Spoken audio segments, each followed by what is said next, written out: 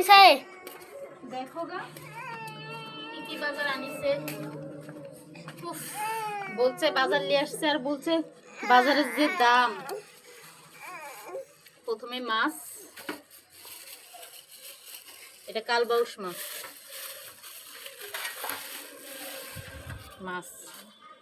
তারপর আনিছে ধনের পাতা, তারপর আছে পেঁয়াজ, তারপর আনিছে তেল, ডাল, শুকনো মরিচ, আদা, রসুন। মোটামুটি ভালোই বাজার করছে, বাজার খারাপ করে নাই। এটা হলো লেবু, লেবু ছাড়া ভাত খাইতে পারি না আমি, একটা বদ অভ্যাস। তারপর আনিছে কচু, এই যে এই কচুগুলো আছে না, গোল গোল কচুগুলা, এই যে এই কচু।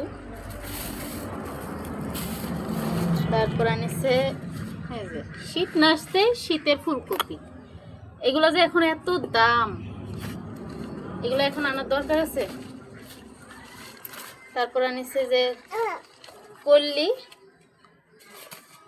তারপরে হলো এই মূলা, তারপরে যে আলু।